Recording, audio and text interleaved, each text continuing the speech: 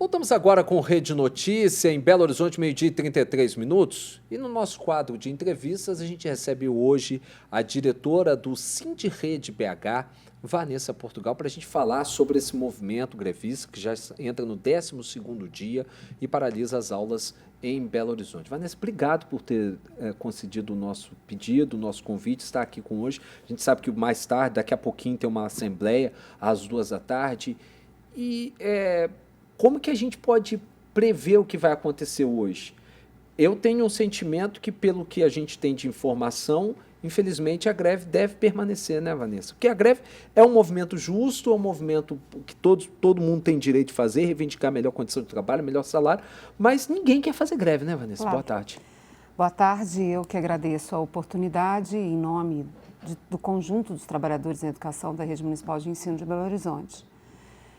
Toda assembleia tem o poder de tomar a sua própria decisão, mas em função da força do movimento, da força das últimas assembleias e da ausência de novas propostas por parte da prefeitura, o mais provável é que de fato a greve continue. E claro, gente, a greve é muito difícil para todo mundo. A greve é difícil para os trabalhadores em educação, a greve é difícil para as famílias e a greve é difícil para os estudantes, né? As greves só ocorrem por extrema necessidade, né? As pessoas dizem, mas a educação faz greve quase todo ano. E é verdade. E isso é uma coisa que as pessoas deviam perguntar. Por que a educação é tão abandonada? Embora seja sempre prioridade nas campanhas eleitorais, acabam sendo sempre tão abandonadas e que nos obrigam a fazer greve quase todo ano. E se assim não fosse, a situação das escolas estaria muito pior do que está hoje, né? Então, a gente imagina que a greve vai continuar. A prefeitura não apresentou nenhuma proposta. O prefeito em exercício, Juliano Lopes, havia dado uma entrevista na quinta-feira, dizendo que haveriam negociações no dia de ontem, mas elas não aconteceram. Nós ficamos na porta da prefeitura o dia inteiro esperando a negociação, mas elas, infelizmente, não aconteceram. Então, o que nós imaginamos é que a greve, de fato, deva continuar. Vanessa, hoje, quais são as principais reivindicações do sindicato? O que está sendo colocado na mesa para se discutir com a prefeitura? Bom, a gota d'água que fez, de fato, a greve ter tanta força foi a proposta da prefeitura de 2,49% de reajuste. O que a prefeitura alega? Ela alega que na gestão do FOAD, o ano passado, ela teria zerado as perdas e que, portanto, ela estaria dando as perdas inflacionárias de janeiro a abril. Isso não é verdade, né? Nós temos uma perda acumulada, perda inflacionária de 37%. O nosso salário vale mais de 1/3 a menos do que ele valia algumas décadas atrás. Quanto hoje é o piso em Belo Horizonte, Vanessa? Hoje o salário base está por volta de R$ 3.400. E o piso nacional? O piso nacional, quase R$ 6.000, na verdade. Que é o que vocês pedem, que haja uma equiparação, né? Exatamente. Mas é mais do que isso, porque veja, quando o piso foi instituído, Belo Horizonte pagava o valor integral do piso para o primeiro nível da carreira, que era para o trabalhador de nível médio, e um trabalhador com curso superior ganhava 45% a mais do que esse valor do piso. Hoje, só do governo Calil para cá, a diferença entre os índices de reajuste do piso e o índice de reajuste do nosso salário está em 47%. Esses números parecem estrondosos, mas é porque eles são estrondosos, né? A diferença é muito grande, né? Então, Belo Horizonte faz um mecanismo similar a de outros lugares, que é transformar o piso em teto, né? E para fazer isso, desde 2020 para cá, tem reduzido o potencial de valorização da carreira do magistério. Então, o que a gente está pedindo hoje? Que a prefeitura reconheça os reajustes do piso salarial nacional. Nós não estamos pedindo isso do nada. Nós pedimos isso porque Belo Horizonte tem um aumento de receita sucessivo. De 2018 até agora, a receita de Belo Horizonte subiu mais de 80%, mais do dobro da inflação do período, certo? A prefeitura tem um aumento na arrecadação do Fundeb, que é uma receita própria para a educação, que é similar ao reajuste do piso salarial nacional do magistério. Então, quando a gente discute que tem que ter uma vinculação das nossas recomposições salariais com o reajuste do piso é porque existe uma lógica em torno disso, né? Então, esse ano, o reajuste do piso foi 6,27%. A inflação foi mais de 5% na cidade de Belo Horizonte. E o prefeito diz que é 2,49%. Mas, além disso, e eu vou encerrar, existem outros problemas graves. É isso que eu queria colocar. Ontem mesmo nós mostramos uma matéria aqui feita pelo nosso repórter Newton Lopes, mostrando a situação precária em uma das EMEIs que foi, pelo menos, celebrada ou alardeada ou propagandeada durante as eleições como a EMEI mais perfeita de Belo Horizonte, que era o Colégio Imaculada Conceição. E uma série de problemas que a gente tem nessa EMEI. Problemas de infraestrutura, problemas de falta de pessoal de apoio, que é uma das grandes reclamações que vocês fazem, problema na superlotação das salas de aula. Isso é um desses grandes entraves e um dos grandes problemas que vocês gostariam, não é só a questão de reposição salarial, mas também uma melhor condição de infraestrutura e de pessoal docente para trabalhar, Vanessa? Sim, o que a gente tem dito? Primeiro, a questão do número de estudantes nas salas de aula. Nós chegamos a apresentar um projeto à Câmara 2 anos atrás, e essa é uma situação decisiva para o processo educacional na cidade, né?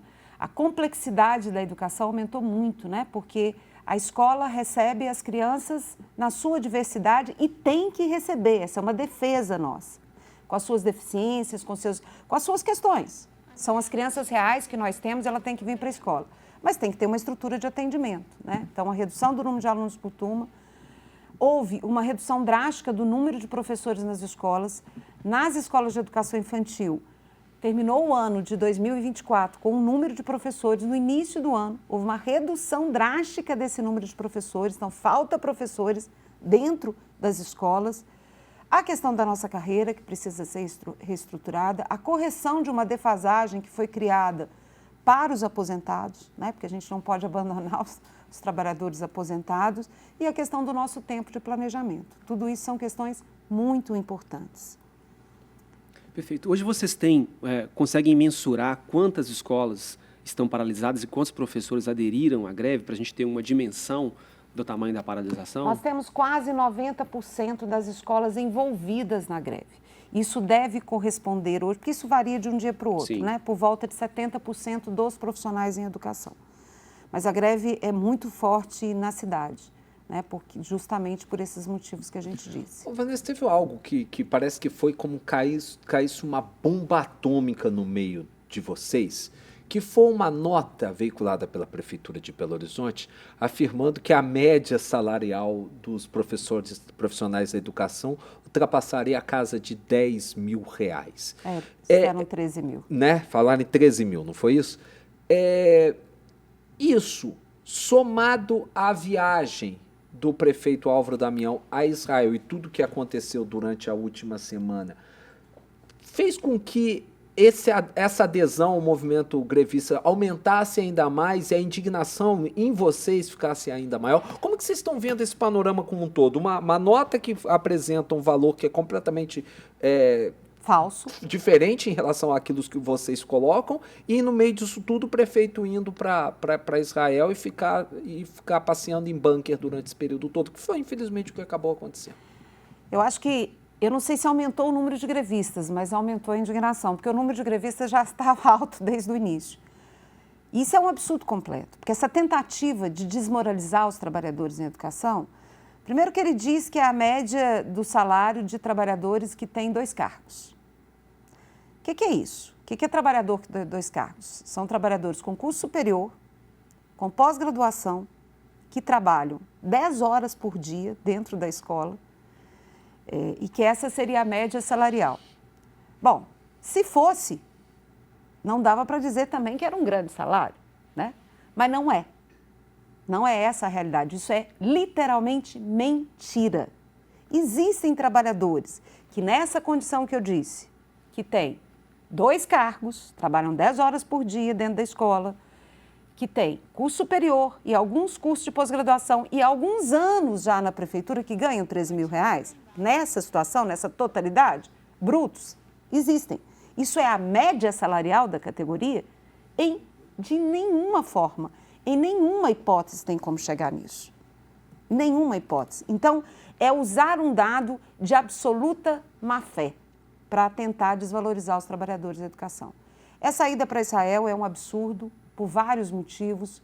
Primeiro, porque é parte de um conflito internacional.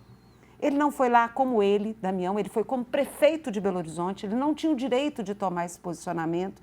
Agora, independente disso, gente, as pessoas esquecem que a prioridade de ações do município é a educação e saúde. Na divisão de tarefas da federação, do estado, dos municípios, a prioridade do município é a educação e saúde. O prefeito não pode simplesmente sair da cidade. E de uma atitude, de uma inabilidade, de uma falta de, enfim, não sei qual que é o termo correto para usar, ir para o Estado de Israel e ficar fazendo vídeo como se fosse vítima de alguma coisa. Ele sabia o que estava acontecendo lá. Foi fazer o quê lá? Então, isso não faz o menor sentido.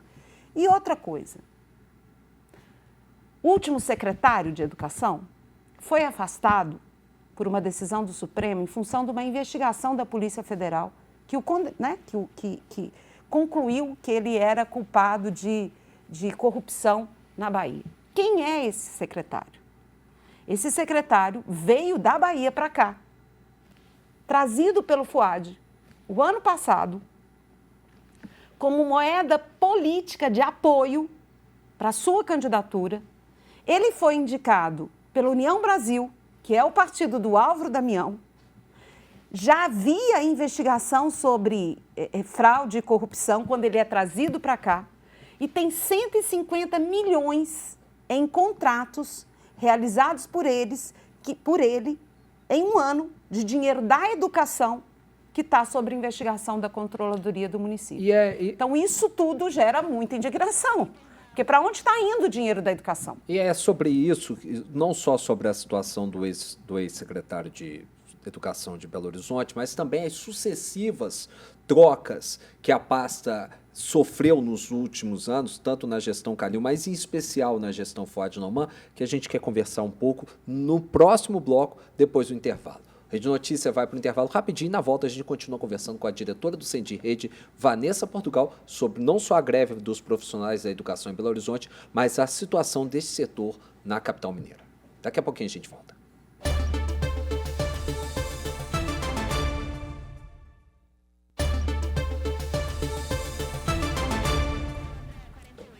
Estamos de volta aqui no Rede Notícia, agora é Belo Horizonte, 12h48. A gente continua a conversa com a diretora do Sindirrede BH, Vanessa Portugal, sobre a greve dos profissionais da educação em Belo Horizonte, mas também sobre a situação do setor como um todo. Vanessa, no fim do bloco passado, você começou falando sobre o Bruno Barral, todo o escândalo que levou numa canetada do STF, depois de uma operação policial que resultou na prisão dele, inclusive, né? O afastamento do ex-secretário de Educação na capital mineira. Mas o Bruno Barral só foi mais um dos secretários que Fuad Noman promoveu na secretaria, à frente da Secretaria de Educação em Belo Horizonte. Foram 4 durante o período que ele teve à frente da prefeitura. Isso dá para entender com vocês como falta de rumo ou mesmo, tipo assim, usa a educação como moeda de troca e deixa arder, deixa para lá, é isso mesmo? É isso mesmo. A educação, apesar dela ter recursos insuficientes, e é insuficiente mesmo, a educação ainda tem um negócio que se chama vinculação de receita, né? Então, ela acaba tendo uma receita própria, que é claro, que é insuficiente para um montante de demandas da cidade, mas que tem um dinheiro ali carimbado. Então, é uma pasta que gera interesses. Além de ter dinheiro rolando, é uma pasta que tem visibilidade social. Certo? Porque a educação é visível na cidade.